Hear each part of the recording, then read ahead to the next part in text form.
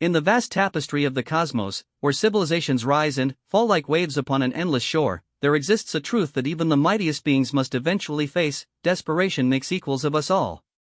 When the universe itself begins to die of thirst, when stars dim and worlds crack like forgotten bones, even ancient dragons, creatures of fire and fury who once ruled galaxies, must learn the hardest lesson of all. Sometimes salvation comes not from power or magic, but from the boundless compassion of the smallest hearts. This is the story of such a moment, when pride bows before need, when legends kneel before love, and when the fate of existence itself hangs upon a single act of human kindness. The morning sun cast long shadows across the cracked earth of New Eden Colony, its pale light struggling through the perpetual haze that had settled over the planet 3 months ago. Maya Chen pressed her small hands against the reinforced glass of the observation deck, watching as another dust devil spiraled across the barren landscape that had once been fertile farmland. At 12 years old, she had already witnessed more hardship than most adults in the previous century, but her dark eyes still held the spark of curiosity that her parents feared they were losing themselves. The atmospheric processors are down another 8%, her father's voice drifted from the communications console behind her, tight with the kind of controlled panic that adults thought children couldn't detect. Dr. James Chen had spent 15 years terraforming worlds across the outer rim, but nothing in his experience had prepared him for the cosmic drought that was slowly strangling every inhabited system in known space. Maya turned from the window, studying her father's weathered face as he spoke with the colony administrator. The lines around his eyes had deepened over the past months, and his once steady hands now trembled slightly as he manipulated the holographic displays showing water reserves, atmospheric readings, and the increasingly desperate communications from other colonies throughout the sector. "Dad, what's a cosmic drought exactly?" Maya asked, though she had posed this question several times before. Each time, her father's explanation became a little more honest, a little more frightening. Dr. Chen paused his work and knelt down to meet his daughter's gaze, a habit he had maintained even as the weight of their situation grew heavier each day. "Remember how I explained that water doesn't just disappear, sweetheart? It cycles through planets, through space itself, moving from one form to another?" Maya nodded solemnly. "Well, something is disrupting that cycle on a massive scale. Water molecules are breaking down at the quantum level, reverting to basic hydrogen and oxygen that can't recombine naturally. It's happening everywhere, not just on planets but in asteroids, comets, even in the deep space reservoirs we've been mining for centuries. But why?" The question that haunted every scientist, every government official, every parent trying to explain to their children why their world was slowly dying. Dr. Chen's jaw tightened. "We don't know yet. But we're working on it." Maya accepted this non-answer with the resignation of a child who had learned that adults didn't always have solutions, even when those adults were the smartest people she knew. She wandered back to the observation window, pressing her face against the cool glass and fogging it with her breath. That's when she saw him. At first, Maya thought it was just another refugee stumbling toward their colony's outer perimeter. The figure moved with the halting gait of someone pushed beyond exhaustion, occasionally stopping to steady himself against the twisted remains of what had once been a thriving grove of Terran oak trees.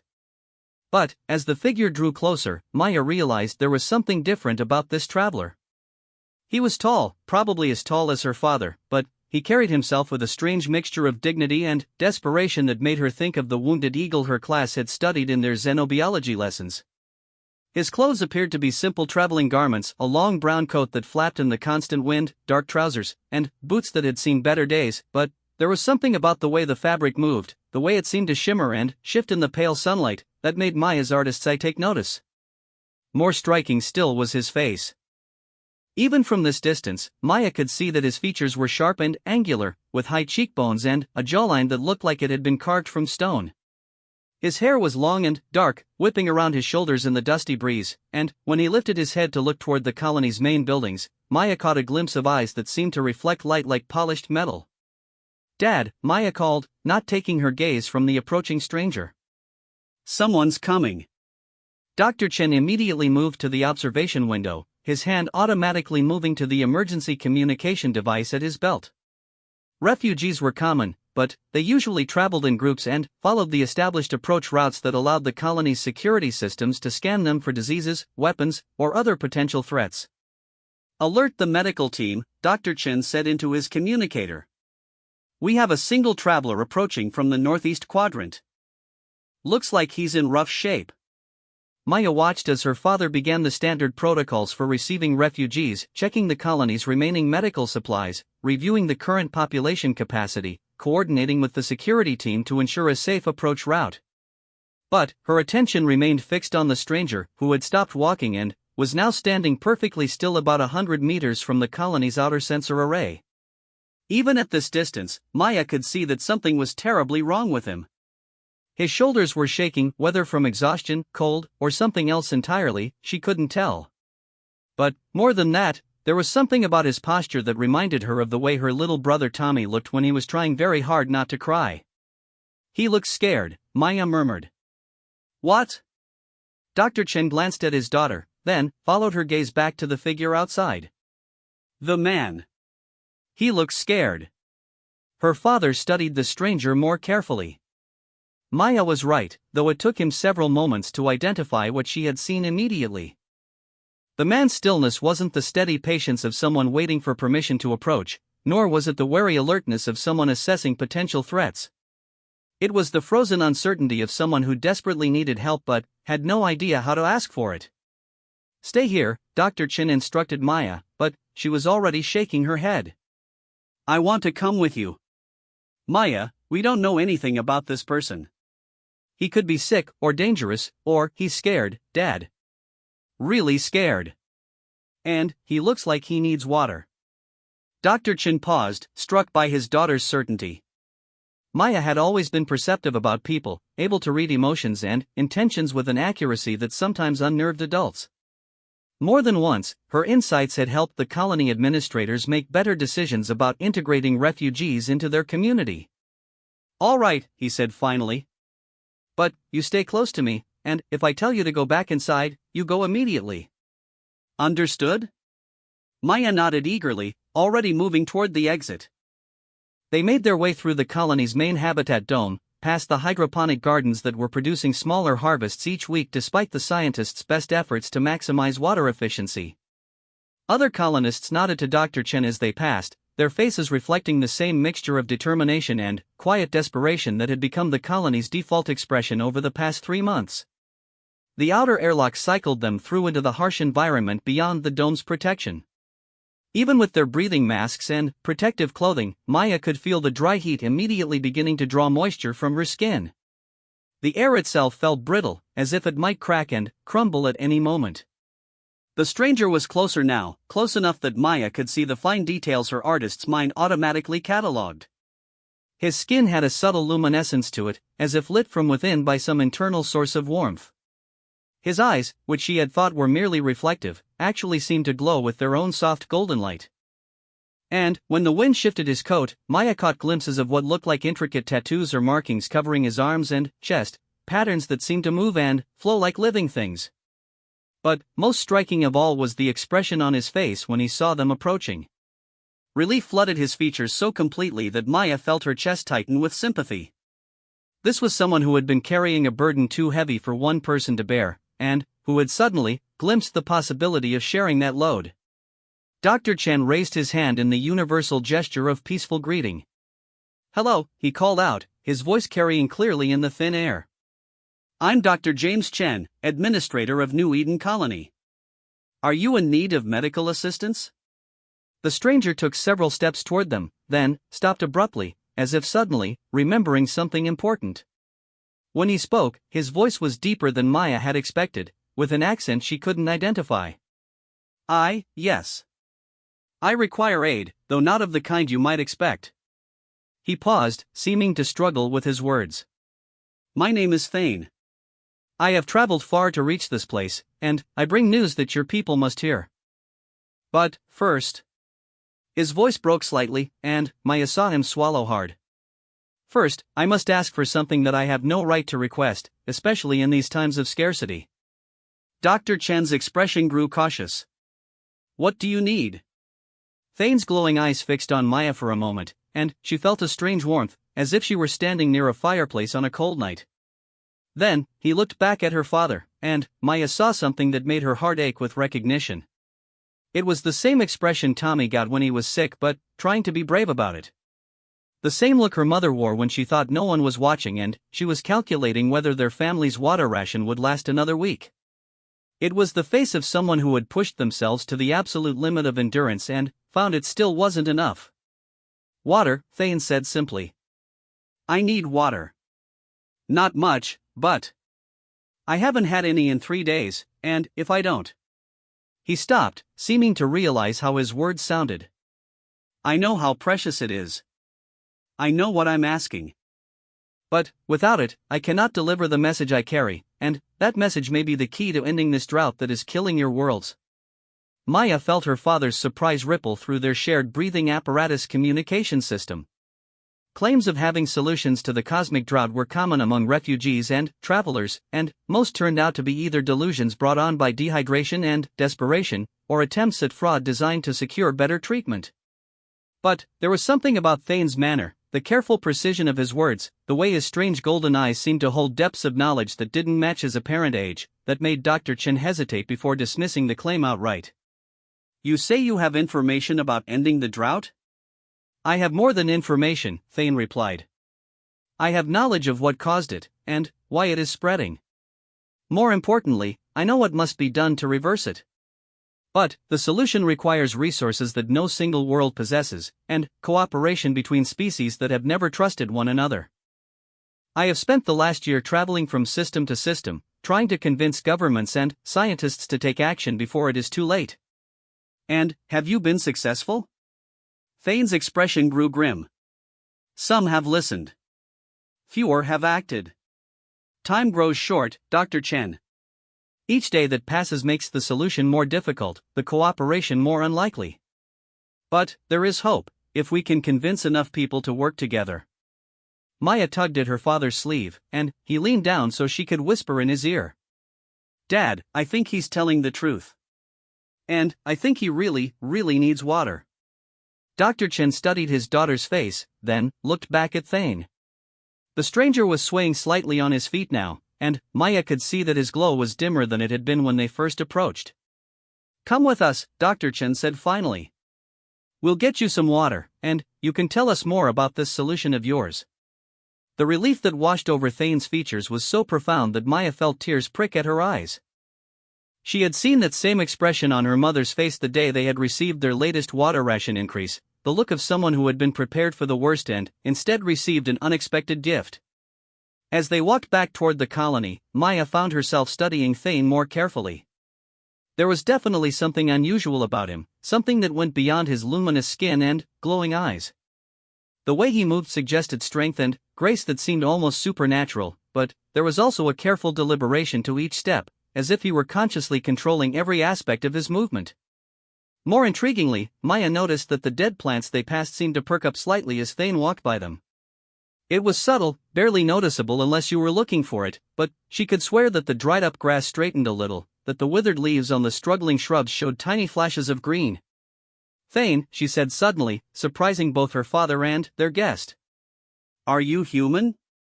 Her father started to scold her for the blunt question, but Thane held up a hand.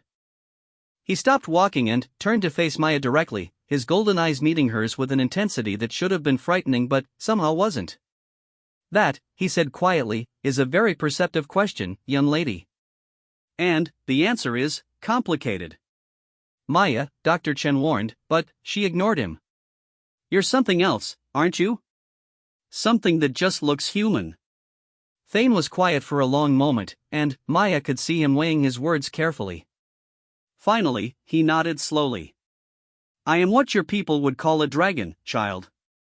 A very old, very tired dragon who has taken human form because it is the only shape in which I can travel unnoticed between worlds, and because it is the only form in which other species will trust me enough to listen to what I have to say. Maya felt her father's shock ripple through their communication link, but her own reaction was different. Instead of fear or disbelief, she felt a sudden surge of understanding that made perfect sense of everything she had observed about their strange visitor. That's why you glow, she said matter-of-factly. And why the plants look happier when you walk by them. And why you move like you're not used to having arms and legs. Thane's eyebrows rose in surprise. You are remarkably observant. My art teacher says I see things differently than most people. Maya paused, then asked the question that had been forming in her mind since Thane had first admitted his nature. If you're a dragon, why do you need our water? Can't you just make some? With magic or something? The pain that crossed Thane's features was so raw, so immediate, that Maya instinctively stepped closer to him. Her father's hand fell protectively on her shoulder, but she could sense that his wariness was giving way to something else, perhaps sympathy, or professional curiosity about the implications of what they were hearing. That, Thane said softly, is the heart of the problem, young Maya. Dragons are creatures of elemental force. We draw our power from the fundamental energies that flow through all things fire, earth, air, and water. But the cosmic drought isn't just destroying the water you can see and touch.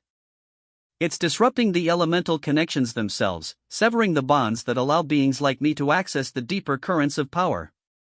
He paused, looking out at the desolate landscape surrounding the colony. I am slowly dying, just as your worlds are dying.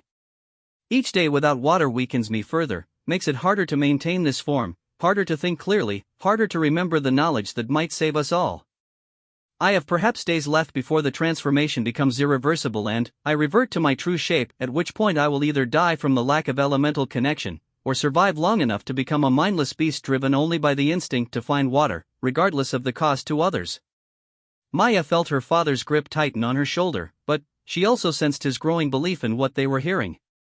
Dr. Chen had spent his career studying the impossible, finding scientific explanations for phenomena that seemed to defy natural law. The cosmic drought itself was proof that the universe contained forces and patterns that human science barely understood. If what you're telling us is true, Dr. Chen said carefully, then helping you could benefit everyone. But our water reserves are critically low. Every drop we give to one person is a drop that's not available for the colony. I understand, Thane replied. And I would not ask if the need were not desperate. But I can offer something in return, knowledge that might help your colony survive even if my greater mission fails. They had reached the outer airlock of the habitat dome. As the cycle began, Maya noticed that Thane was studying the colony's infrastructure with an expert eye, noting details that most visitors would miss entirely. Your atmospheric processors are running at suboptimal efficiency, he observed. The quantum resonance chambers need recalibration, and your water recycling systems are losing approximately 12% of their intake to molecular breakdown. Dr. Chen stopped moving. How could you possibly know that? Because I have visited 43 colonies, 17 orbital stations, and 6 planetary capitals in the past year, Dr. Chen. I have seen every variation of human water management technology currently in use, and I have learned to identify the common failure points that are accelerating the crisis. Thane's golden eyes met Dr. Chen's directly. Give me water, and I will spend what time I can spare showing your engineers how to improve your efficiency by 30% or more. That knowledge alone could extend your colony's survival by several months. The inner airlock opened, revealing the familiar environment of the colony's main thoroughfare. Maya saw several other colonists notice their approach, their curious glances taking in Thane's unusual appearance and their obvious state of serious discussion. Dad, Maya said quietly, we should help him. Dr. Chen looked down at his daughter, then back at Thane. Maya could see the calculation happening behind her father's eyes, the weighing of risks and benefits, the assessment of probabilities and potential outcomes. It was the same expression he wore when he was working on particularly complex terraforming problems. All right, he said finally. But I want to hear this knowledge first, before we commit to anything.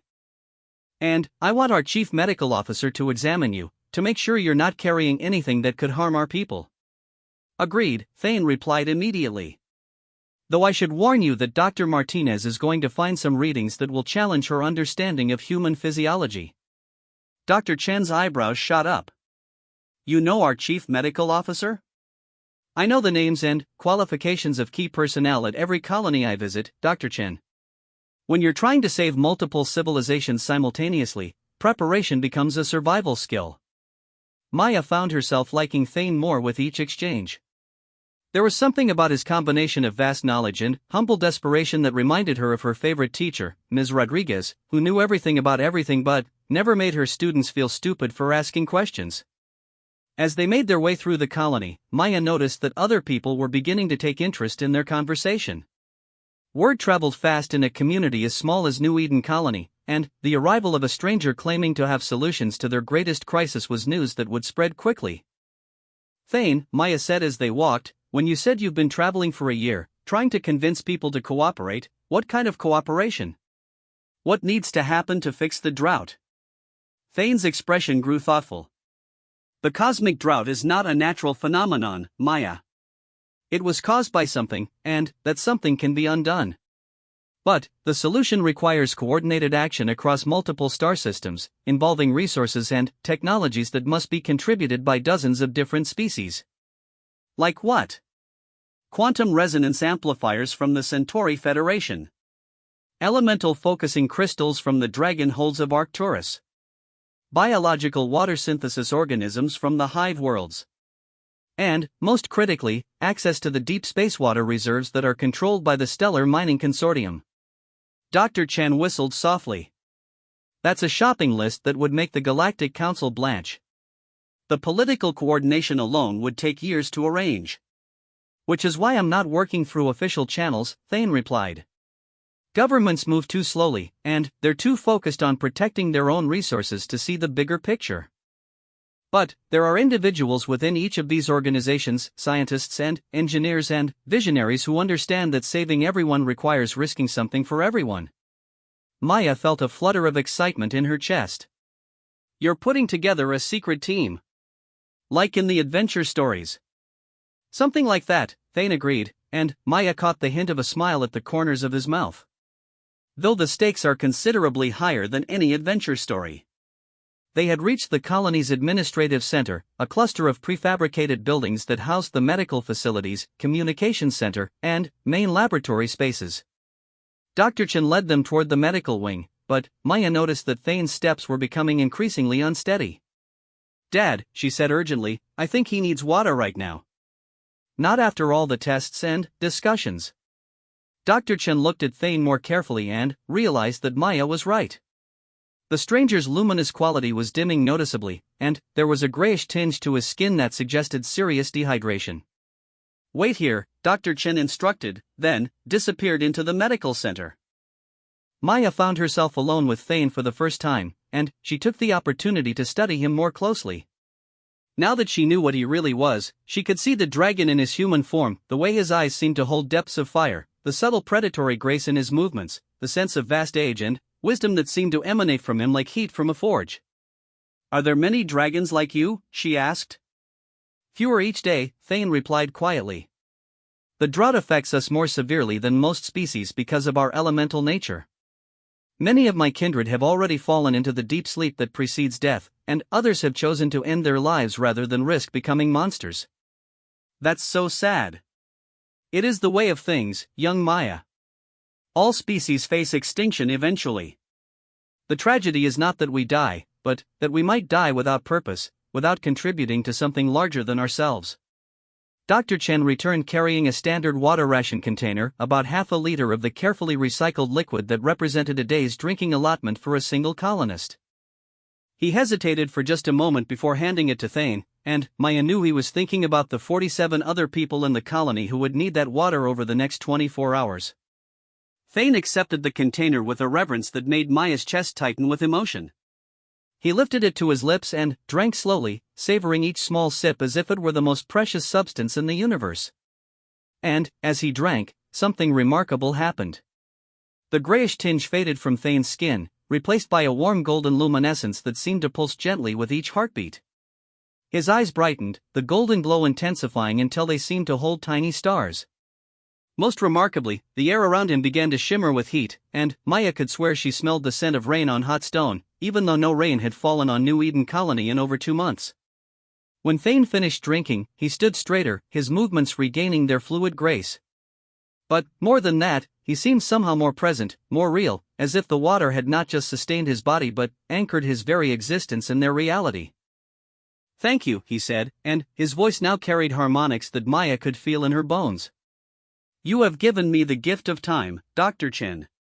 Time to fulfill my purpose, and perhaps time to see this crisis resolved. The knowledge you promised, Dr. Chen reminded him. Our engineers need to hear what you know. Of course. Thane nodded. But first, I must ask you both to make a choice that will affect not just your colony, but potentially every inhabited world in known space. Maya felt her pulse quicken. What kind of choice? Thane's golden eyes moved between father and daughter, and Maya could see him weighing his words with enormous care. I need allies, Maya. People who understand that saving everyone sometimes requires risking everything. Your father's expertise in terraforming and atmospheric management makes him valuable to my mission. Your intuition and ability to see truth makes you valuable as well. You're asking us to leave the colony, Dr. Chen said slowly. I'm asking you to help me save it, Thane corrected. Along with every other human settlement, and every other species' worlds as well. The solution I spoke of, it requires a team of specialists, people willing to travel to dangerous places and coordinate with alien species that most humans have never even heard of. Maya looked up at her father and saw the conflict written clearly across his features. Dr. Chen had spent his entire adult life building communities, helping human civilization expand into new worlds and create stable homes among the stars. The idea of abandoning his colony in its hour of greatest need went against every instinct he possessed. But Maya could also see the scientific curiosity burning in his eyes, the recognition that Thane was offering him a chance to work on the greatest challenge in recorded history. What exactly would we need to do? Dr. Chen asked. Travel with me to the Arcturus system, where I am assembling a team of specialists from multiple species. Help me convince the dragon holds to contribute their focusing crystals to the project. Use your expertise to help design a quantum resonance network capable of reversing the molecular breakdown that is causing the drought.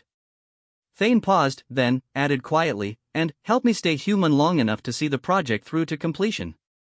Maya didn't fully understand what he meant by that last part, but something in his tone made her shiver. She looked up at her father again and saw that he was beginning to understand the magnitude of what they were being asked to join. How long would we be gone? If we succeed, perhaps 3 months. If we fail? Thane shrugged. Failure means the death of every water-dependent species in the galaxy within the next 2 years. So the timeline becomes irrelevant. Maya felt a strange certainty settle in her chest, the same feeling she got when she was working on a particularly challenging art project and, suddenly, saw exactly what needed to be done. We should go, Dad. Dr. Chen looked down at her in surprise. Maya, this isn't a decision for you to make.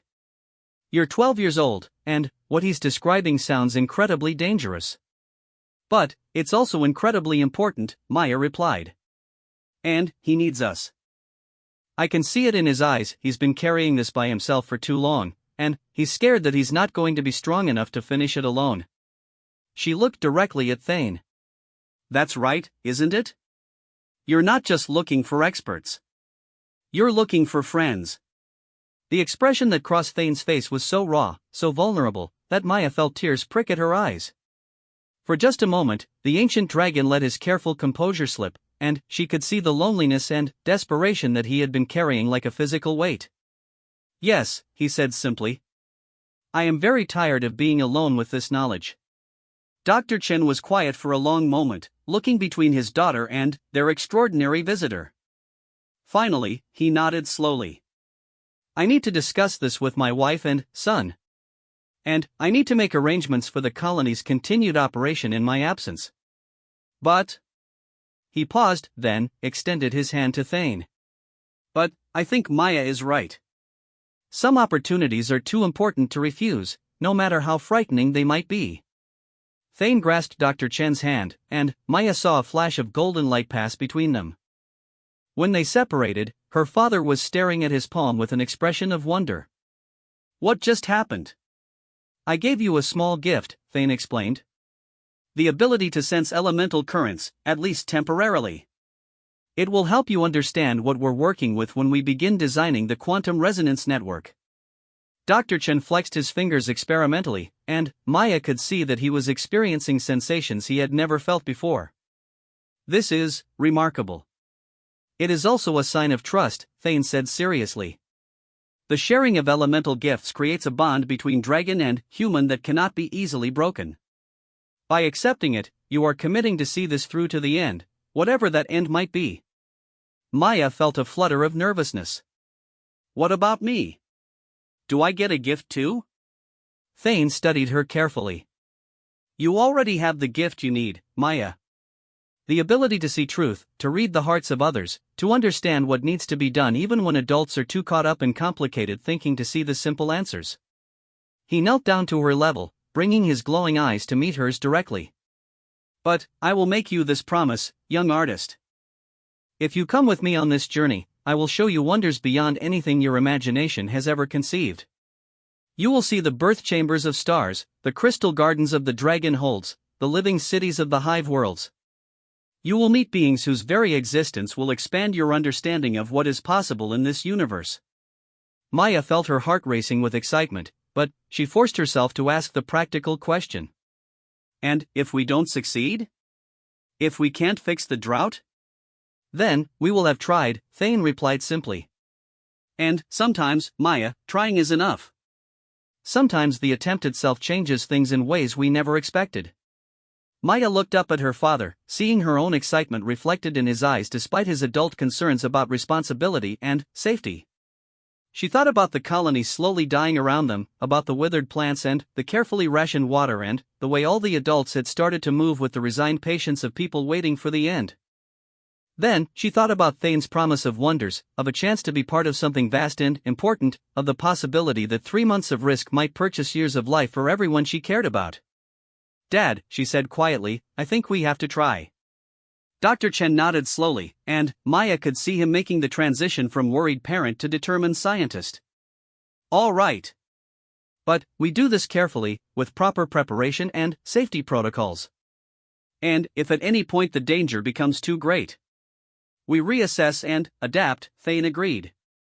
I did not survive 3,000 years by being reckless, Dr. Chen. I will guard your daughter's safety as carefully as I guard my own mission. Maya felt a thrill of anticipation mixed with terror. 3 months ago, her biggest concern had been whether her latest art project would be selected for the colony's annual exhibition. Now she was agreeing to travel across the galaxy with a dragon, to help save every inhabited world in known space.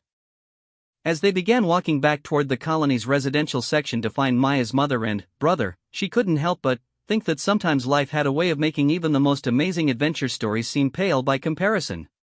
Behind them, the sun was setting over the cracked landscape of New Eden Colony, painting the sky in shades of orange and red that reminded Maya of dragonfire. Tomorrow, she realized, her real adventure would begin. The evening meal at the Chen family table had always been a time of sharing stories and planning for tomorrow, but tonight the conversation carried the weight of decisions that would reshape their entire future. Maya watched her mother's face as her father explained Thane's proposal, noting the way Dr. Sarah Chen's expression shifted from skepticism to concern to something that looked like carefully controlled excitement. Tommy, Maya's 8-year-old brother, was less subtle in his reactions. A real dragon, he whispered, his eyes wide with wonder. And he wants to take us on a space adventure to save the galaxy? It's not an adventure, Tommy, their mother said firmly, though Maya could hear the uncertainty beneath her clinical tone. Dr. Sarah Chen was the colony's chief xenobiologist, a woman who had spent her career studying impossible life forms and documenting phenomena that challenged the boundaries of known science. The idea of a shape-shifting dragon should have been just another fascinating specimen to catalog and analyze. But Maya could see that her mother was struggling with something deeper than scientific curiosity. This wasn't just about documenting an unknown species, it was about trusting that species with her family's lives. Mom, Maya said quietly, I know you're scared. But I think we have to do this. Dr. Sarah Chen looked at her daughter with the mixture of pride and frustration that Maya had come to recognize as her mother's default expression when faced with Maya's uncanny ability to read situations that adults found complex. Maya, sweetheart, this isn't like one of your art projects where you can just trust your instincts and see what happens. This is about traveling to unknown star systems, working with alien species we've never encountered, attempting to solve a crisis that has stumped the best scientists in human space. But that's exactly why we need to try, isn't it? Maya replied. Because the best scientists in human space haven't been able to fix it on their own? Before Dr. Sarah Chen could respond, there was a soft chime from the family's communication console, indicating someone was requesting entry to their residential unit. Dr. James Chen activated the external viewer and saw Thane standing patiently outside their door, his golden eyes dim in the evening light. "I hope I'm not intruding," Thane said when Dr. Chen opened the door. "But I wanted to meet the rest of your family before we make any final decisions about the journey ahead." Maya studied her mother's reaction as Thane entered their living space. Dr. Sarah Chen was trying to maintain her professional composure, but Maya could see the way her eyes widened slightly as she took in Thane's luminous skin, his glowing eyes, the subtle wrongness in the way he moved that suggested a consciousness and used to operating in human form. "Dr. Chen," Thane said, inclining his head respectfully to Maya's mother. "I have heard of your work with extremophile organisms. Your research on the crystal symbiont life forms of Kepler 442b was particularly illuminating." Dr. Sarah Chen blinked in surprise. "You know my research?" "As I told your husband, I make it my business to know the capabilities of people I might need to work with. Your expertise in xenobiology will be invaluable when we reach the hive worlds. The organisms we need to acquire there have biological patterns unlike anything in your current databases." Tommy had been staring at Thane with the unabashed fascination that only children could manage. "Are you really a dragon?" he asked suddenly. "Can you breathe fire? Do you have wings? How old are you?" Maya saw her parents tense, preparing to scold Tommy for his bluntness, but Thane smiled with what appeared to be genuine amusement. "Yes, I am really a dragon. I can breathe fire when I'm in my true form, though not while I look like this. I do have wings, though you can't see them right now. And I am 3,247 years old, which makes me roughly middle-aged for my species." "Wow," Tommy breathed. "That's really, really old." "Tommy," Dr. Sarah Chen began, but Thane waved her concerns away. "Children ask the best questions, Dr. Chen. Adults get so caught up in protocols and politeness that they often forget to ask for the information they actually need." He knelt down to Tommy's level, bringing his glowing eyes to meet the boy's curious gaze. "Would you like to see a small demonstration of what I am?" Tommy nodded eagerly, while Maya noticed her parents exchange worried glances. Thane held out his hand, palm up, and Maya watched in fascination as golden light began to gather above his skin. The light coalesced into a tiny flame that danced and flickered without apparent fuel, casting warm shadows across the family's living room. But this wasn't just any flame. Maya could see shapes within it, miniature forms that moved with purpose and intelligence. Tiny dragons no bigger than her thumb soared through the golden fire, their wings beating in perfect synchronization as they performed an intricate aerial ballet. "Fire sprites," Thane explained softly. "They're not truly alive, but they're not just illusion either. They exist in the space between reality and possibility, fed by elemental energy and shaped by will and imagination." Tommy reached out tentatively toward the dancing flame, and Thane nodded encouragingly. "It won't burn you. Fire sprites only give warmth to those who approach them with wonder rather than fear."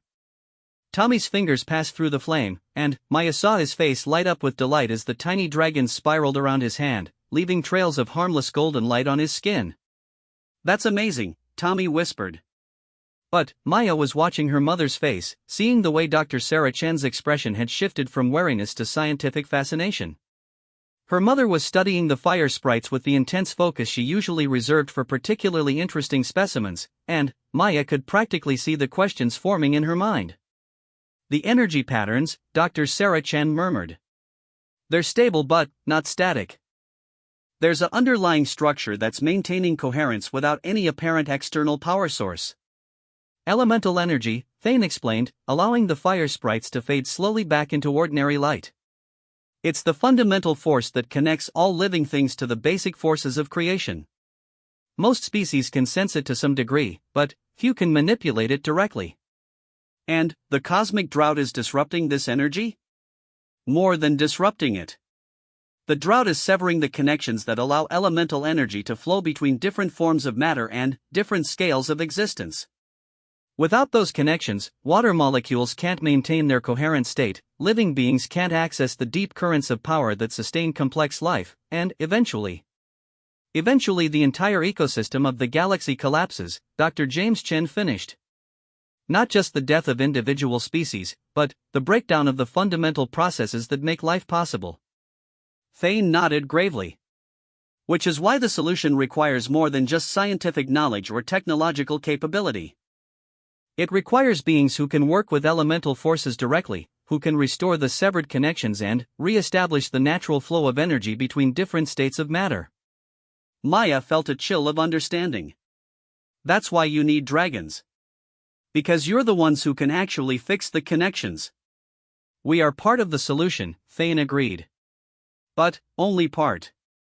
The quantum resonance technology that your father specializes in provides the framework for the repair. The biological organisms from the hive worlds provide the medium through which the restored connections can propagate. The focusing crystals from the dragon holds provide the power source to maintain stability during the transition. And the deep space water reserves? Dr. Sarah Chen asked. They provide the raw material. The drought has destroyed most of the water in inhabited systems, but the deep space reserves are partially shielded by their distance from major population centers. If we can access them and use them as a foundation for rebuilding the elemental connections, we can create a cascade effect that will restore the natural water cycle throughout known space. Maya could see her parents processing this information, weighing the implications and possibilities. These were people who had spent their lives solving complex problems, making the impossible possible through careful application of scientific method and sheer determination. The scale of what Thane was proposing was vast, but the underlying logic was sound. How many people are already working on this project? Dr. Sarah Chen asked. 17 specialists from 6 different species, Thane replied. All highly skilled, all committed to the mission, all working in secret because their governments either don't believe the solution is possible or don't want to commit the resources necessary to attempt it. That's not very many people to save the entire galaxy, Tommy observed with the blunt honesty that only children could get away with. No, it's not, Thane agreed seriously. Which is why each new member of the team is so valuable. Your family would bring our total to 21, including some of the most relevant expertise we need for the final phase of the project.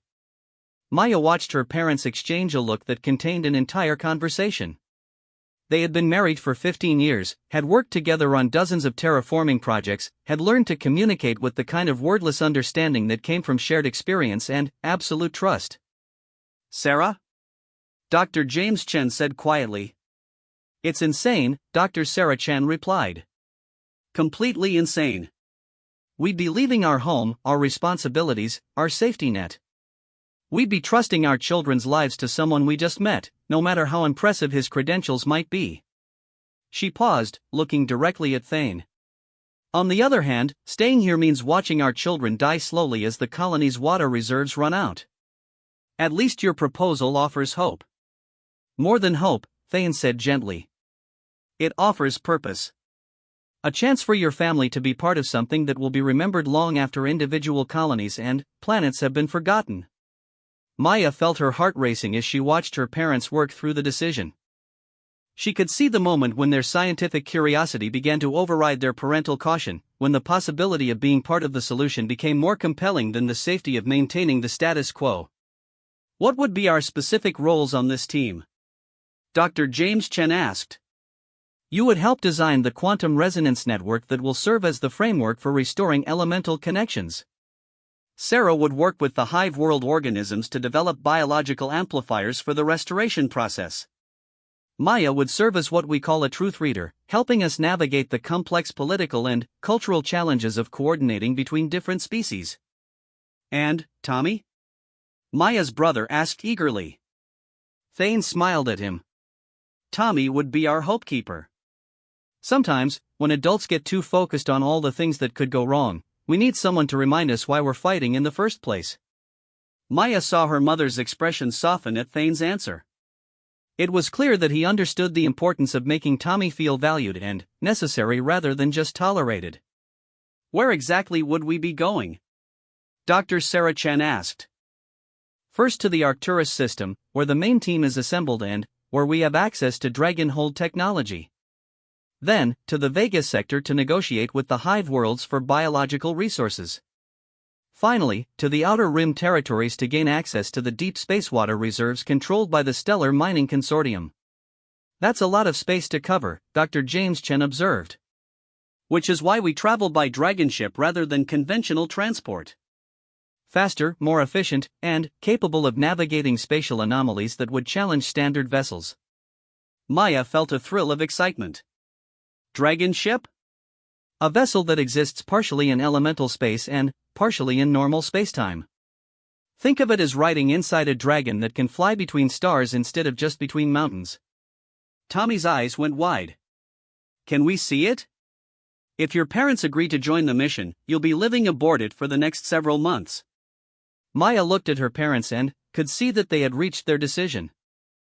There was still uncertainty in their expressions, still concern about the risks they would be exposing their children to, but there was also determination and excitement about the possibility of being part of something unprecedented. We'll need time to make arrangements for the colony, Dr. James Chen said slowly. Transfer of responsibilities, briefings for the people who will take over our positions, preparation of emergency protocols. Of course. How much time do you need?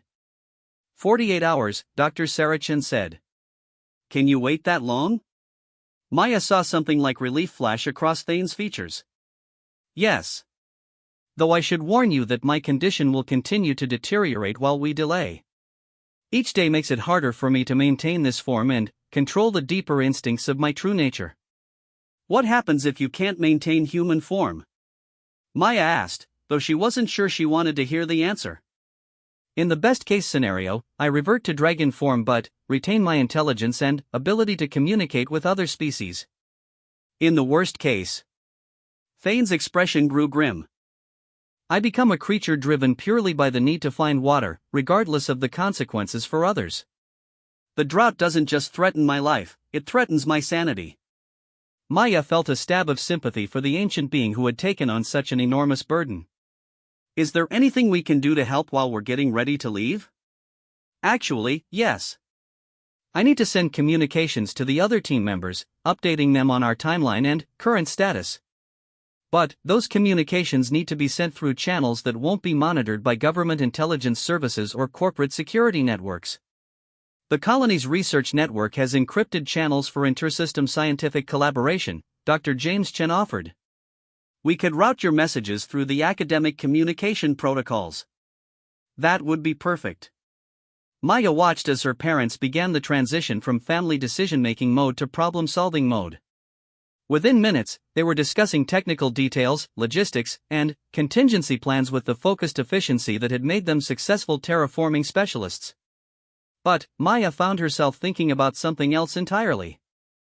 She studied Thane's face as he discussed communication protocols and travel arrangements, noting the way his golden eyes dimmed slightly when he thought no one was looking, the subtle tremor in his hands that suggested his energy reserves were still critically low.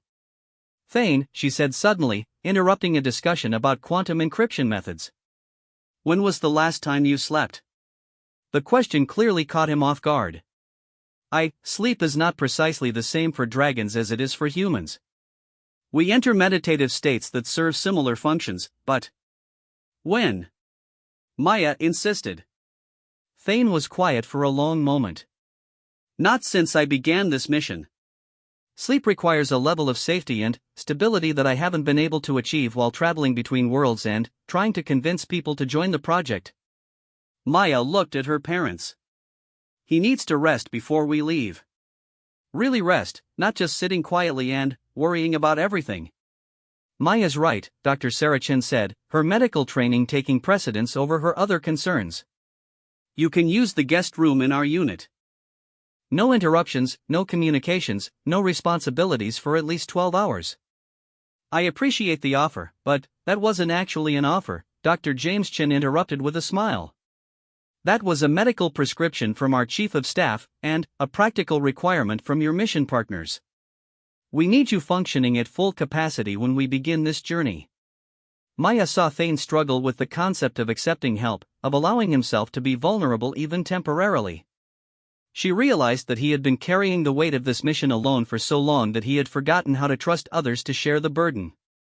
Thane, she said gently, you asked us to help you save the galaxy. But you can't save the galaxy if you collapse from exhaustion before we even get started. Something in her tone seemed to reach him, because Thane's shoulders relaxed slightly and he nodded in acceptance. You are very wise for someone so young, Maya-chan. I have good teachers, Maya replied, glancing at her parents. As they showed Thane to the guest room and made sure he had everything he needed for a proper rest, Maya found herself thinking about the journey ahead. Tomorrow, she would begin packing for a trip that would take her farther from home than she had ever imagined possible. She would meet aliens, see wonders, participate in efforts that could reshape the future of every inhabited world. But tonight, she was helping a tired dragon find a safe place to sleep, and somehow that felt just as important as any of the grand adventures that awaited them among the stars. Later, as her family settled into their own bedrooms and began the process of preparing for what might be their last night on New Eden Colony for months to come, Maya stood at her window looking out at the starfield above their world. Somewhere out there, other members of Thane's team were working on their own pieces of the vast puzzle that might save everyone she had ever known. The thought should have been overwhelming, but instead Maya felt a strange sense of rightness, as if all the events of her life had been leading to this moment when she would step beyond the safety of home and help attempt something that had never been tried before. She thought about the fire sprites Thane had created, tiny dragons dancing in golden flame, existing in the space between reality and possibility. Maybe that was what they were all doing now, existing in that space between what was and what might be, held together by hope and determination and the simple human ability to reach out to others in times of desperate need. Tomorrow would bring new challenges, new fears, and new wonders. But tonight, Maya-chan fell asleep thinking about dragons and stars and the infinite possibilities that awaited those brave enough to reach for them. Maya woke before dawn to the sound of something that shouldn't have been possible on New Eden Colony, the gentle patter of rain against her bedroom window. She sat up quickly, her heart racing with excitement and confusion. Rain hadn't fallen on their world in over 3 months, not since the cosmic drought had begun stripping moisture from the atmosphere faster than the weather systems could replenish it. She rushed to the window and pressed her face against the glass, expecting to see the familiar cracked landscape dotted with the struggling remnants of what had once been lush gardens and productive farmland. Instead, she saw something that made her question whether she was still dreaming. The ground outside was covered with a thin layer of what looked like morning dew, though the droplets sparkled with an internal light that was definitely not normal water. Every struggling plant visible from her window, the half-dead shrubs, the withered grass, even the skeletal remains of the old oak grove, was showing signs of new growth. Tiny green shoots pushed through cracked earth, and leaves that had been brown and brittle just yesterday now showed hints of vibrant color. Maya! Tommy's voice came from the hallway, filled with excitement. Come look at this! She found her brother standing at the main observation window in their family's living area, staring out at the transformed landscape with wide eyes. Their parents were already awake, standing behind Tommy with expressions of scientific fascination mixed with protective concern. It's Thane, isn't it? Maya said, though it was more of a statement than a question. Has to be, Dr. James Chen replied, his instruments already scanning the unusual precipitation. The atmospheric moisture content increased by 30% overnight, and the readings I'm getting suggest these water droplets have some kind of elemental energy infusion. Is it safe? Dr. Sarah Chen asked, her medical training making her cautious about any unexplained phenomena that might affect her family's health. More than safe, came Thane's voice from behind them. Maya turned to see the dragon emerging from the guest room, looking more vibrant and energetic than he had since his arrival. His golden eyes were brighter, his luminous skin had regained its warm glow, and he moved with the fluid grace that she was beginning to associate with his true nature. The rain is a side effect of restored elemental connections. My rest last night allowed me to establish a small-scale link between the local water vapor and the deeper currents of elemental energy. You made it rain? Tommy asked, bouncing with excitement. Not exactly made it rain, Thane corrected gently. I restored the natural processes that allow water to cycle properly between different states. The drought doesn't just prevent rain from falling, it prevents the molecular bonds that hold water together from maintaining stability. By re-establishing those bonds in a small area, I allowed the local ecosystem to begin healing itself. Maya studied the readings on her father's instruments, noting the way the energy patterns seemed to pulse in rhythm with something that felt almost like a heartbeat. Is this what it will look like when you fix the whole galaxy? Something like this, but on a vastly larger scale. What you're seeing here is the effect of one dragon working with a few liters of water over the course of a single night.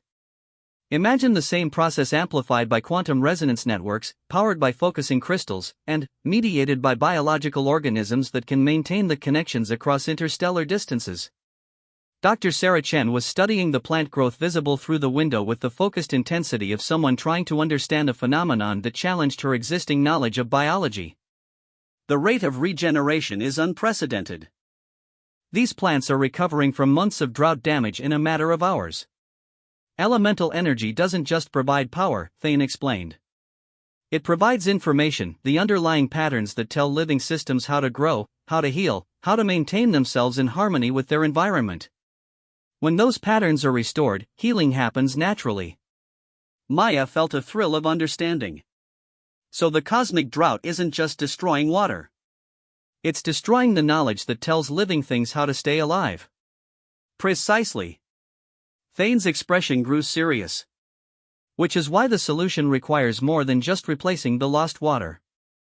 We have to restore the information patterns that allow life to flourish, and we have to do it in a way that will remain stable across multiple star systems and different types of environmental conditions.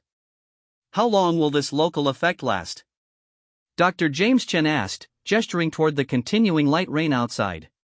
Without additional intervention, perhaps a week. The restored connections will gradually fade as the broader disruption of elemental energy reasserts itself. But it should be long enough to give your colony's emergency water reserves a significant boost, and to demonstrate to your administrators that alternatives to gradual extinction do exist. Maya realized what Thane was really saying. You're giving the colony hope. Something to sustain them while we're gone. Hope, and a small but concrete improvement in their survival prospects. The additional water will extend their reserves by several weeks, perhaps long enough for other solutions to be found if our mission fails. Maya's mother moved closer to the window, studying the way the sparkling rain seemed to be restoring life to everything it touched. This is beautiful, she said softly. But it also makes me realize just how much we've lost. I had forgotten what it looked like when things grew naturally, without constant technological intervention. The galaxy was once full of worlds like this, Thane said quietly. Before the drought, before the elemental connections began failing, most inhabited planets had ecosystems that maintained themselves through natural cycles of growth and renewal. Your species has forgotten what that looks like because you've been forced to replace natural processes with technological ones for so long. Will those natural processes come back if we succeed? Tommy asked. Better than they were before, Thane replied. One of the unexpected benefits of restoring elemental connections after they've been severed is that the repaired links often become stronger and more stable than the original ones. Worlds that recover from the cosmic drought may find themselves more resilient and life-supporting than they were before the crisis began. Maya felt a surge of excitement at the possibility. She tried to imagine New Eden Colony not just surviving, but thriving, gardens growing without careful water management, rain falling regularly, plants and animals flourishing in the kind of balanced ecosystem that existed now only in historical records and terraforming dreams. We should get ready to leave, Dr. James Chen said, though Maya could hear reluctance in his voice. The sooner we join your team, the sooner we can begin working toward making this kind of healing possible everywhere. Over the next several hours, Maya watched her family transform from colonists into explorers. Her parents moved through their professional responsibilities with the efficient focus of people who had learned to make critical decisions quickly and follow through with absolute commitment. They briefed their replacements, transferred access codes and authorization protocols, recorded detailed instructions for maintaining the colony's essential systems in their absence. But Maya also noticed the more personal preparations, the way her mother carefully packed a selection of Tommy's favorite books, the way her father included family photos and personal mementos in his technical equipment cases, the way both parents spent extra time talking with friends and colleagues who might not see them again for months. Maya's own packing was both simpler and more complex. Simpler because she owned fewer essential items than her parents, more complex because she had to decide which of her art supplies and creative projects were important enough to bring on an interstellar mission to save the galaxy. In the end, she chose practicality over sentimentality, a basic set of drawing materials, her digital art tablet, and a few of her favorite sketchbooks filled with observations about life on New Eden Colony. If she was going to see wonders beyond imagination, she wanted to be able to record them in her own way. Maya, Thane said, appearing in the doorway of her bedroom as she finished organizing her travel pack. May I see some of your artwork? Maya hesitated for a moment, then handed him one of her sketchbooks.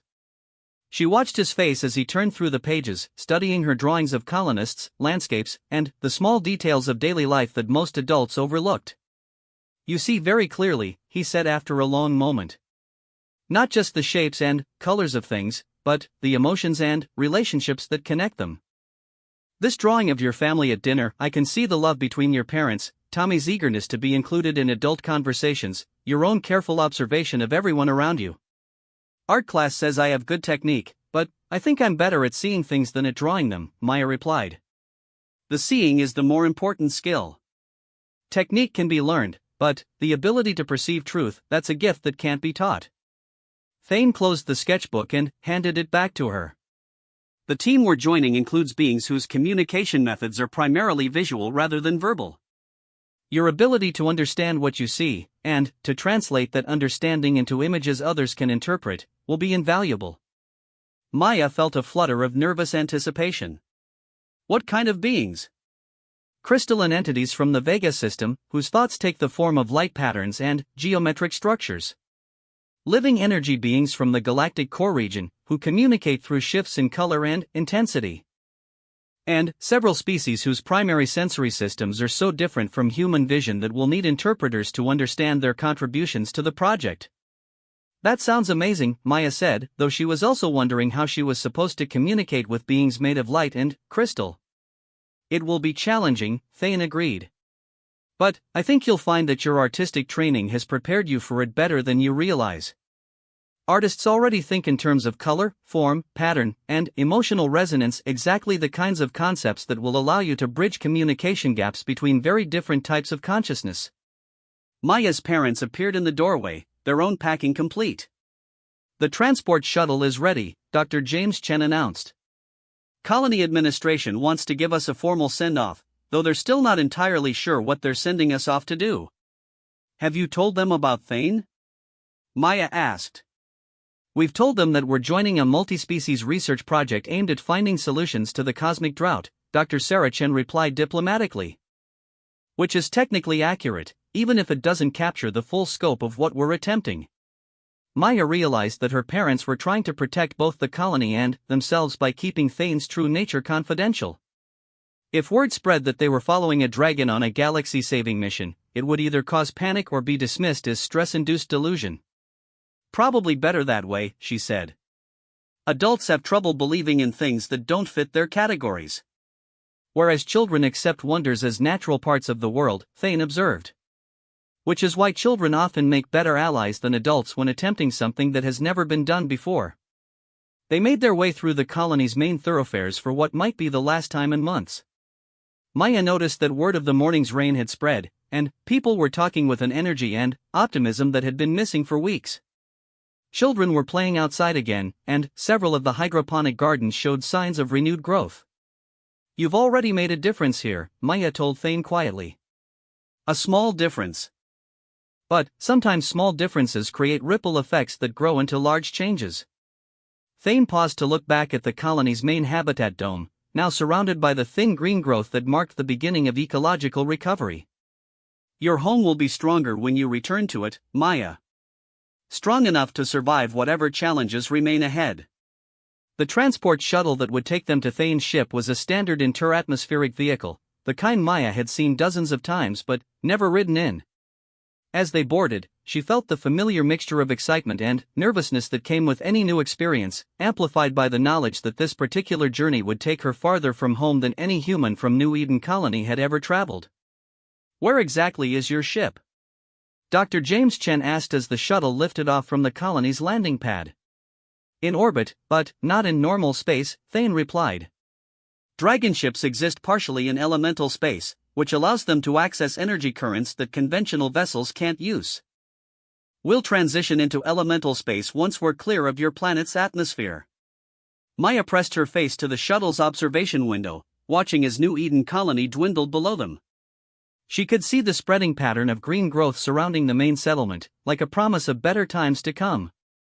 The sight filled her with determination. Whatever challenges awaited them among the stars, they were working toward a future where that kind of healing could happen everywhere. The transition to space was smooth, but Maya noticed that the star field outside began to shimmer and shift in ways that didn't match her understanding of normal orbital mechanics. Colors appeared that shouldn't exist in the vacuum of space, and the stars themselves seemed to pulse with rhythms that felt almost musical. Elemental space, Thane explained, seeing her fascination. The realm where energy and matter dance together according to rules that are more artistic than strictly scientific. Your ship navigates by following currents of force that connect all living things to the fundamental patterns of creation. It's beautiful, Tommy breathed, his face pressed to the window next to Maya's. And functional, Dr. James Chen added, his instruments showing energy readings that defied conventional physics. The power levels we're accessing would be impossible with standard propulsion technology. Maya was about to ask more questions about elemental space when she saw something that made her gasp in wonder. Ahead of them, visible through the shifting colors and impossible geometries of their current environment, was a ship unlike anything she had ever imagined. At first glance, it looked like a dragon frozen in mid-flight, its wings spread wide and its long neck extended forward as if reaching toward some distant goal. But, as Maya studied it more carefully, she realized that the dragon shape was only partially metaphorical. The ship's hull seemed to be made of scales that shifted between metallic and organic textures, and she could swear she saw the slow rise and fall of breathing along its flanks. "Is it alive?" she whispered. "Alive, intelligent, and very old," Thane confirmed. Dragon ships are not built so much as grown, shaped by the partnership between dragon consciousness and the deep elemental forces that sustain all life. This particular ship has been my companion for over 800 years. Does it have a name? Windweaver. She has carried me across more star systems than most species have ever catalogued, and she has never failed to bring me safely to my destination.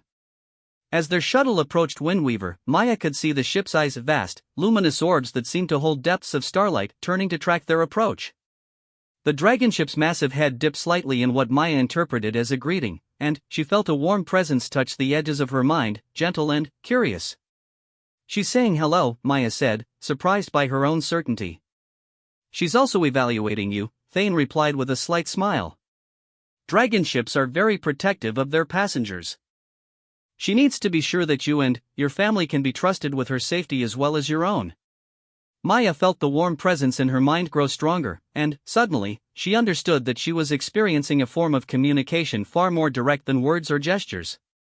Images flowed through her consciousness, vast starfields, worlds of impossible beauty, creatures of light and energy dancing through space between galaxies.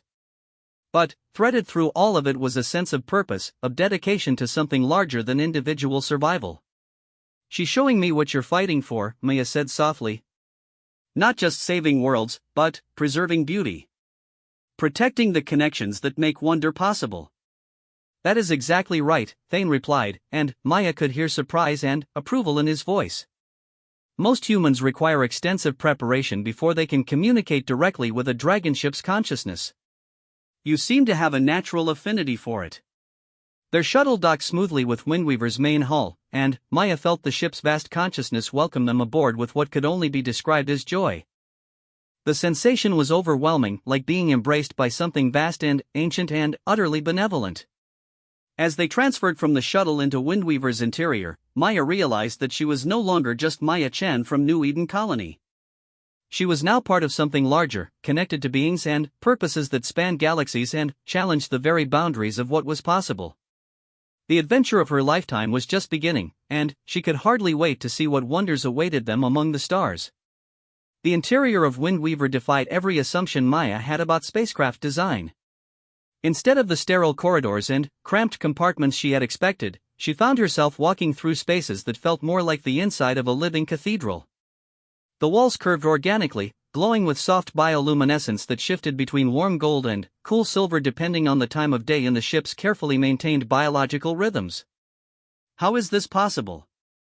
Dr. James Chen murmured, running his hands along a wall that felt warm and slightly responsive to touch. "The structural engineering alone should be impossible, but these readings suggest the hull is stronger than military-grade composite materials." Dragon ships grow according to needs rather than blueprints, Thane explained as he led them through passages that seemed to adjust their dimensions subtly to accommodate the family's movement. Windweaver has been adapting her interior spaces for 8 centuries, creating environments that support the specific requirements of whatever mission we're undertaking. Tommy was staring at the ceiling, which displayed what appeared to be a real-time view of the stars outside, but with additional layers of information that showed energy currents, gravitational fields, and other phenomena invisible to normal human perception. "It's like being inside a dragon that can see everything," he said with wonder. "That's exactly what it is," Maya replied, feeling Windweaver's presence like a warm current flowing through her mind. The ship's consciousness was vast and ancient, but it carried itself with the gentle patience of something that had learned to find joy in small moments and unexpected discoveries. They passed through a series of common areas designed for living rather than mere survival, spaces with comfortable seating arranged around holographic displays that could show anything from stellar cartography to artistic creations from worlds across the galaxy. Maya paused at one display showing what appeared to be a 3-dimensional painting, colors flowing through space in patterns that conveyed emotions she didn't have words for. "That's the work of a crystalline artist from the Vega system," Thane said, noticing her fascination. "You'll meet her when we reach the main team. She's been documenting the aesthetic changes caused by the cosmic drought, creating a visual record of what we're losing as elemental connections fail." "It's beautiful," Maya said, though that seemed inadequate to describe something that affected her on levels deeper than visual appreciation. "And tragic," Dr. Sarah Chen added, her xenobiologist's training helping her recognize the deeper implications of what they were seeing. "If these are records of lost beauty, then we're looking at documentation of ongoing extinction on a scale I can barely comprehend. Which is why we need artists as well as scientists on this team," Thane said seriously. "Technical solutions can restore function, but preserving meaning, preserving the reasons why life is worth saving, requires people who understand beauty and wonder and connection." Maya felt a flutter of nervousness mixed with excitement. The responsibility was enormous, but it was also exactly the kind of challenge that made her feel most alive. Thane led them to a section of the ship that felt different from the areas they had already explored. The walls here were more deliberately structured, with alcoves containing what appeared to be personal belongings and workspaces customized for beings with very different physical requirements. "The team quarters," Thane explained. "We have 21 members now, including your family. Each space is designed to meet the specific environmental and psychological needs of its occupant, while maintaining connection to the ship's central systems and the common areas where we collaborate." Maya peered into one of the alcoves and saw what appeared to be a workspace designed for someone who existed as pure energy. The walls were covered with intricate patterns of crystalline structures that pulsed with gentle light, and the air itself seemed to shimmer with barely contained power. "That's Luminara's space," Thane said. "She's a being of living light from the Galactic core region, one of our most skilled specialists in elemental energy manipulation. You'll find her fascinating, though communication will be challenging until you learn to interpret her color language." "Color language?" Tommy asked. "She thinks and speaks in shifting patterns of hue and intensity. Emotional concepts appear as warm colors, logical concepts as cool colors, and complex ideas as elaborate geometric arrangements of multiple shades. It's actually quite beautiful once you learn to read it." Maya's artistic mind immediately began trying to imagine how such a communication system might work. "Could I learn to draw her language? Create visual translations that other people could understand?" "That's exactly what we're hoping you'll be able to do," Thane replied with approval. "Cross-species communication is one of our biggest challenges. We have brilliant minds from dozens of different civilizations, but getting them to work together effectively requires bridging gaps between completely different ways of experiencing and describing reality." He led them to a cluster of 4 alcoves that had been prepared for the Chen family. Maya's space was smaller than her bedroom back on New Eden Colony, but it felt infinitely more interesting. The walls could display anything she wanted to look at: artwork from across the galaxy, real-time views of the space outside, or blank surfaces for her own creative work. A workstation provided both traditional art supplies and advanced holographic tools that would let her create 3-dimensional sculptures from pure light. "This is amazing," she breathed, running her hands over the drawing surface that responded to her touch by displaying the neural patterns of her artistic intentions. We'll have time to explore all of Windweaver's capabilities once we're underway, Thane said. But, first, I'd like you to meet some of your new teammates. Maya followed Thane and her family to what appeared to be the ship's main gathering space, a circular area with a domed ceiling that provided a panoramic view of the elemental space through which they were traveling. The view was spectacular, but Maya's attention was immediately captured by the beings gathered around a central holographic display. Her first impression was of impossible diversity. She saw humanoid figures that might have been other human specialists, but she also saw beings that challenged every assumption she had about what intelligent life could look like. A creature that appeared to be made of living crystals sat next to what looked like a small star contained in a roughly humanoid energy field. Something that resembled a cross between a tree and an octopus was engaged in animated discussion with a being that seemed to exist as a constantly shifting geometric pattern floating in mid-air. Everyone, Thane called out, his voice carrying easily through the space. I'd like you to meet our newest team members, Dr. James Chen, Dr. Sarah Chen, and their children Maya and Tommy. The response was immediate and overwhelming. Maya found herself experiencing greetings in forms she had never imagined, warm colors that conveyed welcome and curiosity, harmonic vibrations that seemed to resonate in her bones, and gentle mental touches that communicated friendship and acceptance without any need for words. One of the humanoid figures approached them with a smile that looked genuinely warm despite the slightly phosphorescent quality of his skin. Welcome to the most unusual research project in galactic history, he said, extending a hand to Dr. James Chen. I'm Dr. Marcus Webb, formerly of the Terra University Advanced Physics Department, now working on quantum resonance applications that would have gotten me laughed out of academia just a few years ago. Maya watched her parents relax slightly as they found themselves talking with someone who shared their scientific background and understood the mixture of excitement and bewilderment that came with joining such an extraordinary team. But Maya's attention was drawn to the crystalline being, who was studying her with what appeared to be intense interest. As Maya watched, patterns of light began to flow through the creature's translucent body, creating colors and shapes that somehow conveyed meaning even though she had no frame of reference for interpreting them. That's resonance, Thane said quietly, noticing Maya's fascination.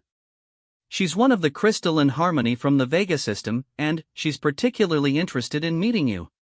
What is she saying? Maya asked, watching the increasingly complex light patterns flowing through resonance's form. She's asking if you can see the music in her thoughts, Tommy said suddenly, surprising everyone. Maya looked at her brother in amazement. How did you know that? I don't know, Tommy replied, looking confused by his own certainty. I just looked at the colors and that's what they meant. Thane's eyebrows rose in surprise, and Maya saw him exchange meaningful glances with Dr. Webb and several other team members. That's remarkable, Dr. Webb said. Crystalline color language usually takes months of study to begin understanding. Natural interpreters are extremely rare. Maya felt a warm surge of pride in her brother, but also a growing realization of just how much they still didn't understand about their new situation. Are there other things we should know about? Other abilities we might have that we don't know about yet? Almost certainly, Thane replied.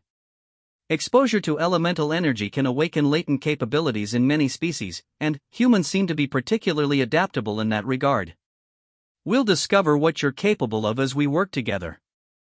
Over the next several hours, Maya found herself immersed in conversations and experiences that challenged every assumption she had about what was possible. She met Flux, the living energy being, who communicated through controlled electromagnetic pulses that created patterns of sound and sensation rather than words. She was introduced to Verdant, the tree-like entity, whose thoughts moved with the slow patience of geological time and who spoke in metaphors drawn from soil chemistry and root systems. Most intriguingly, she spent time with Geometric, the constantly shifting pattern being, whose language consisted entirely of mathematical relationships expressed as visual forms.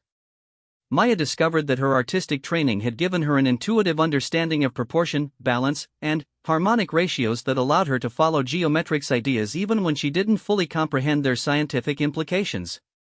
This is extraordinary, Dr. Sarah Chen said as the family gathered for their first meal aboard Windweaver. The dining area had provided food suited to human nutritional needs, but Maya noticed that other team members were consuming things that ranged from pure light to what appeared to be small quantities of liquid metal. It's also terrifying, Dr. James Chen added honestly. The scale of what we're attempting, the diversity of beings we're working with, the technological and biological capabilities we're trying to coordinate, it's beyond anything in my experience.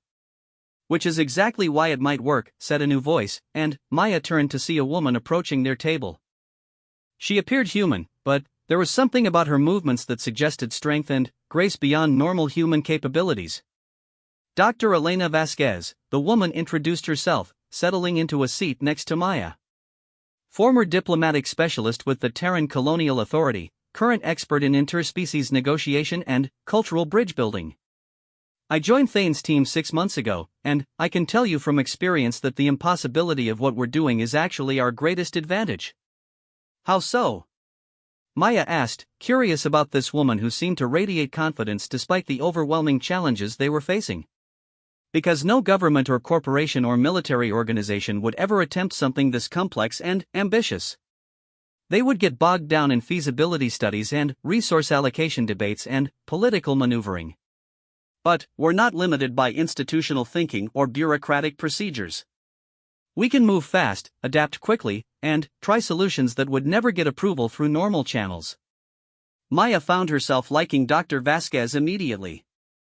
There was something about her combination of practical wisdom and adventurous spirit that reminded Maya of her favorite characters from adventure stories, people who found ways to accomplish impossible things through courage and creativity.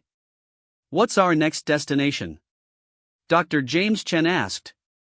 The Dragon Holds of Arcturus, Dr. Vasquez replied. We need to acquire focusing crystals that can amplify elemental energy on the scale required for galaxy-wide restoration. The crystals exist, and the dragons who control them are sympathetic to our cause, but the negotiations are delicate. Dragons have very specific ideas about honor, reciprocity, and the proper ways to request assistance with world-altering projects. Maya felt her pulse quicken. We're going to meet other dragons? Dozens of them, Thane confirmed, joining their conversation. The Dragonholds are one of the oldest continuous civilizations in known space.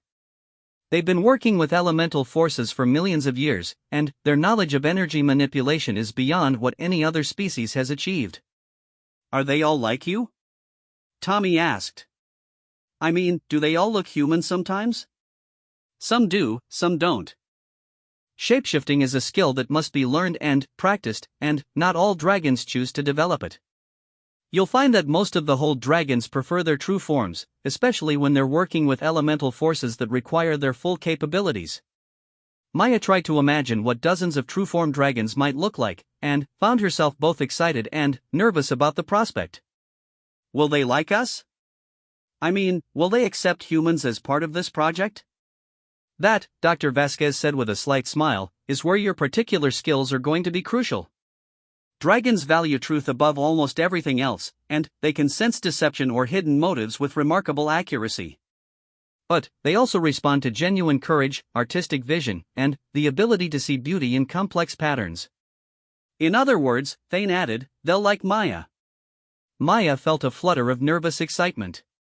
The responsibility was enormous, but it was also exactly the kind of challenge that made her feel most alive. She was going to help negotiate with ancient dragons for crystals that could save the galaxy. As Windweaver carried them deeper into elemental space, heading for the Dragonholds and their first major test as a team, Maya found herself thinking about the journey that had brought her to this moment. Just days ago, her biggest concerns had been art class assignments and whether the colony's water reserves would last another month. Now she was traveling between stars with beings made of light and crystal, preparing to help save every inhabited world in known space, learning to communicate in languages made of color and mathematics and harmonic vibration. It was terrifying and wonderful and completely impossible, which made it exactly the kind of adventure that changed people forever. Maya had the distinct feeling that by the time she returned to New Eden Colony, she would be someone entirely different from the 12-year-old girl who had first seen Thane stumbling across the cracked landscape, desperate for water and carrying the weight of the galaxy's survival on his shoulders.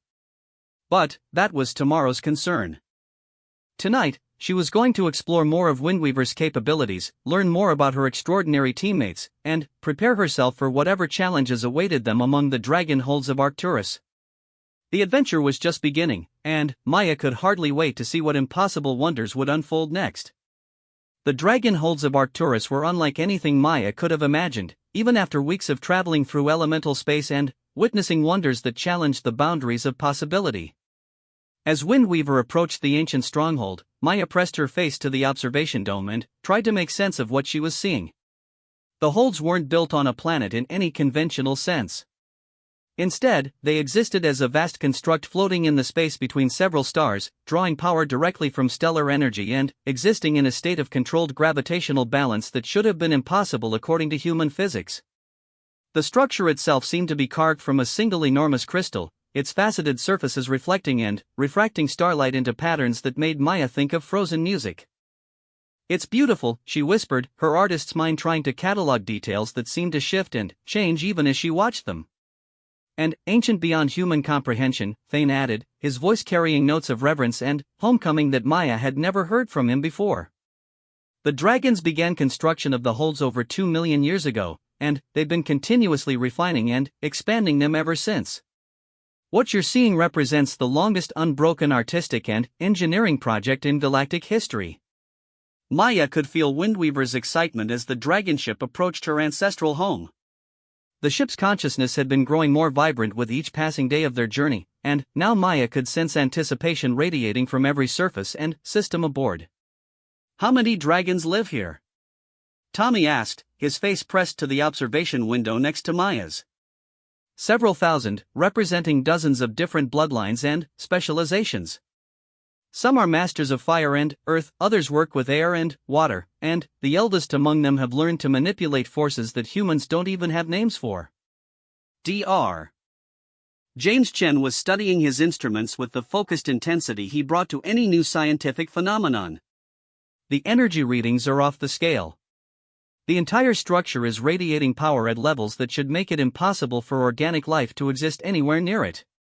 Dragon physiology is specifically adapted to thrive in high-energy environments," Dr. Sarah Chen observed, her xenobiologist's training helping her interpret what they were seeing.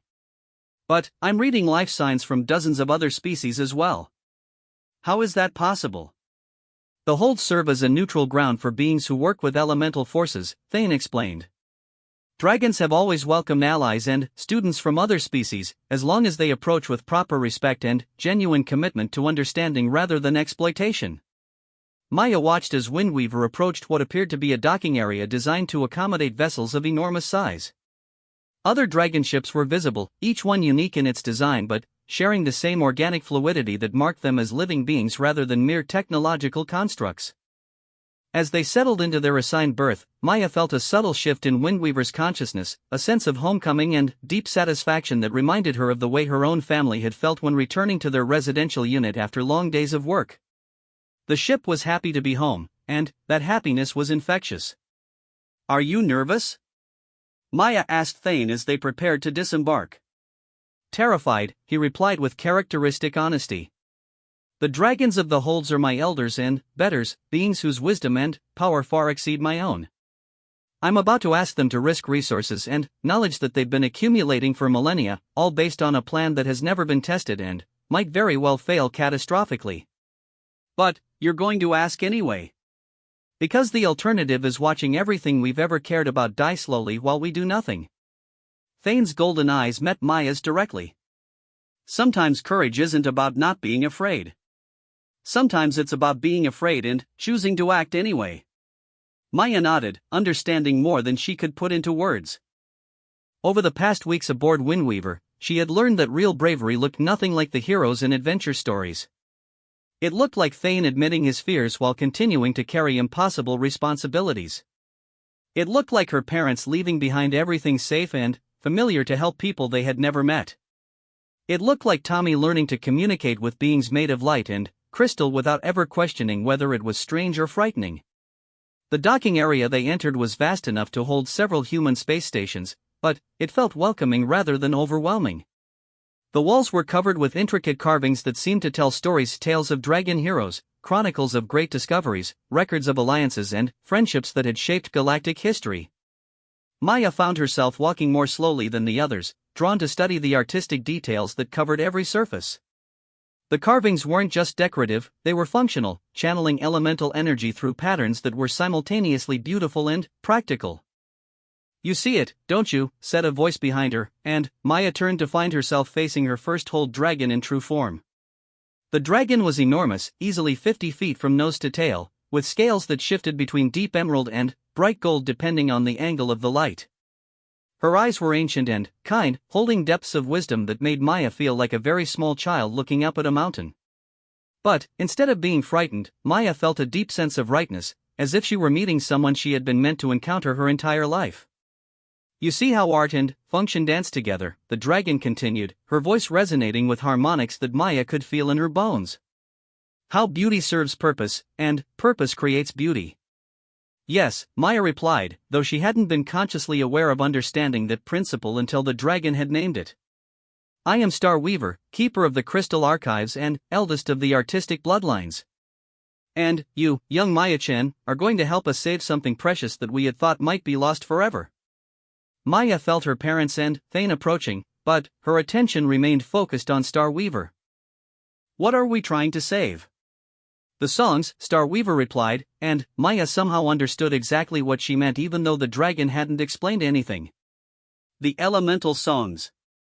The patterns of energy that tell matter how to dance with itself, that teach life how to grow and change and flourish. The cosmic drought isn't just destroying water, it's silencing the fundamental melodies that make existence beautiful. Maya nodded, feeling tears prick at her eyes as she fully grasped what they were fighting to preserve. And if we succeed, the songs will come back? Better than they were before. Stronger, more complex, more beautiful.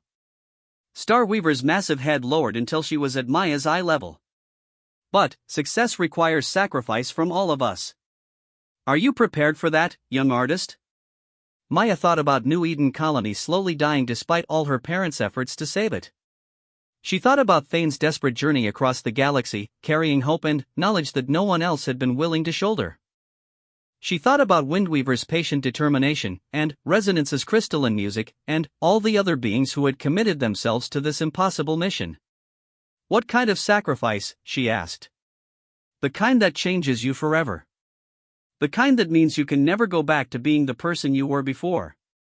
Star Weaver's ancient eyes seemed to see straight through to Maya's soul. If we succeed, you will return to your home as someone who has touched forces that reshape reality. That knowledge will always be part of you, and it will always set you apart from those who have never experienced it. Maya felt a chill of understanding. She thought about returning to New Eden Colony as someone who could communicate with dragon consciousness, who could read meaning in patterns of light and color, who had helped coordinate the salvation of every inhabited world in known space. How would she fit back into art classes and family dinners and the comfortable routine of colonial life? But then, she thought about Tommy learning to interpret crystal and color language as naturally as breathing, about her parents discovering capabilities they had never known they possessed, about Thane slowly healing from the loneliness and desperation that had driven him across the galaxy in search of allies. Maybe change wasn't something to fear. Maybe it was something to embrace. I'm ready, Maya said, and was surprised by the certainty in her own voice. Then, come, Star Weaver said, rising to her full height with fluid grace. Let me show you the crystal archives, and the focusing crystals that will make your mission possible. Maya followed the ancient dragon deeper into the holds, through passages carved from living crystal that sang with barely audible harmonies as they walked. Behind her, she could hear her family and teammates discussing technical details with other dragons, but her attention was focused on the wonders that Star Weaver was revealing with each step.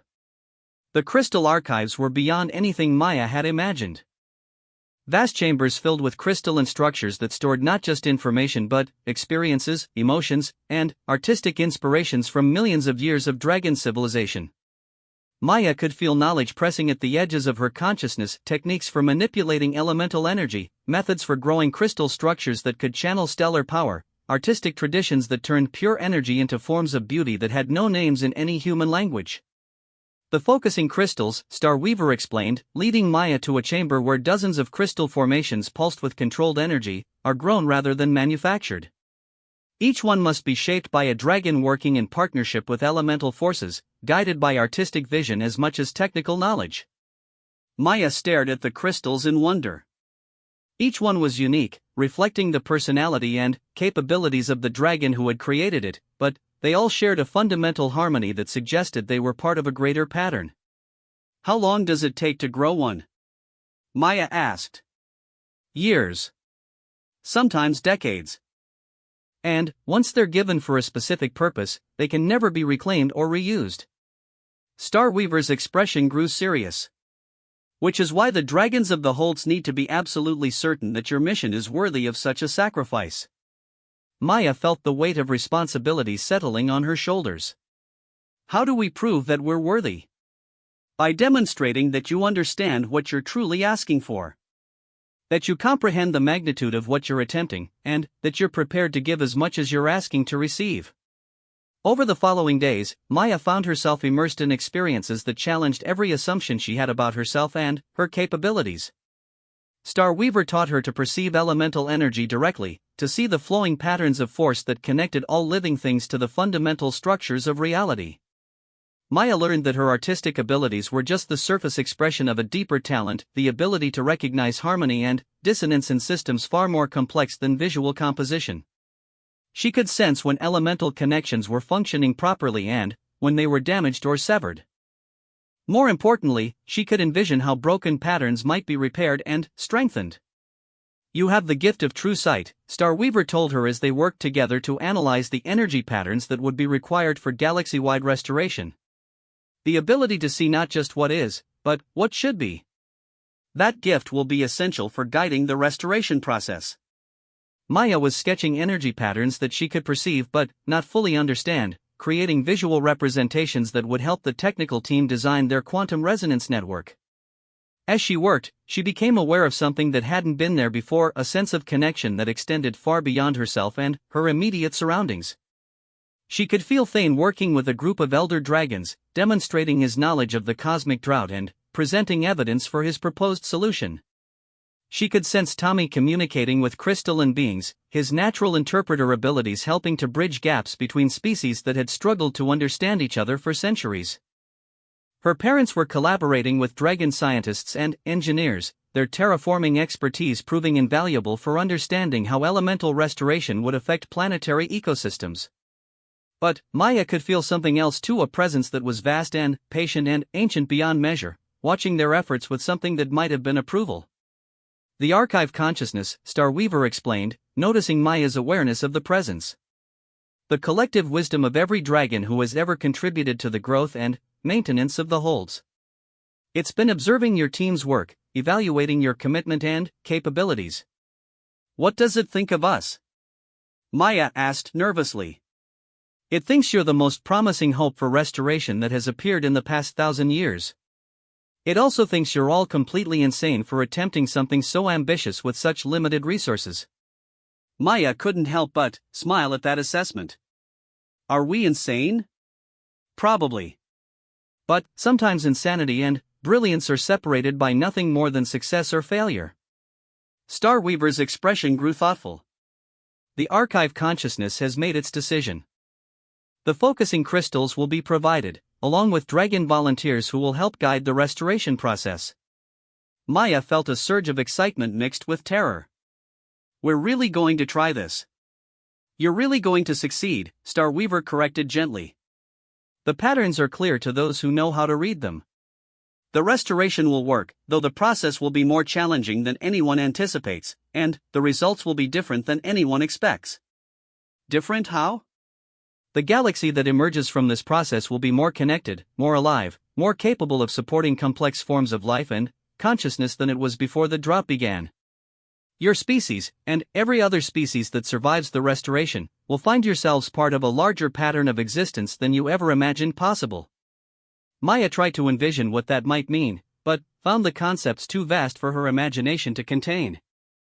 Instead, she focused on the immediate challenges ahead: the journey to the hive worlds to acquire biological amplifiers, the negotiations with the Stellar Mining Consortium for access to deep space water reserves, the delicate process of coordinating between dozens of different species and technologies.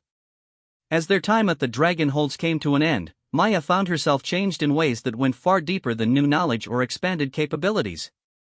She could feel elemental connections now as naturally as she could see colors or hear sounds. She could sense the health and vitality of living systems, and she understood intuitively how those systems might be strengthened or healed. Most importantly, she had gained a sense of belonging to something larger than herself or her family or even her species. She was part of a pattern that included dragons and crystalline beings and creatures of living light, all working together toward a future that none of them could achieve alone. When Windweaver departed from the dragon holds, carrying focusing crystals that represented centuries of dragon artistry and wisdom, Maya stood at the observation dome and watched the ancient construct fade into the distance.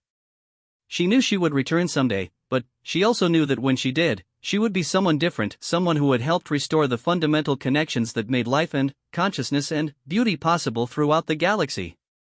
The final phase of their mission was about to begin, and Maya Chen, artist, truth reader, and bridge between species, was ready to help save the songs that taught the universe how to dance with itself. Behind them, the dragon holds pulsed with renewed energy as ancient beings prepared for the most ambitious undertaking in galactic history. Ahead of them, the hive worlds waited with biological technologies that would make restoration possible on a scale that had never been attempted. And, deep in elemental space, carried by a dragon ship whose consciousness sang with hope and determination, a 12-year-old girl from New Eden Colony prepared to help change the fundamental nature of existence itself. The cosmic drought would end, not with the failure of hope, but with the triumph of connection, cooperation, and the simple human ability to see beauty in impossible things and fight to preserve it against all odds. Maya's greatest adventure was far from over. In many ways, it was just beginning.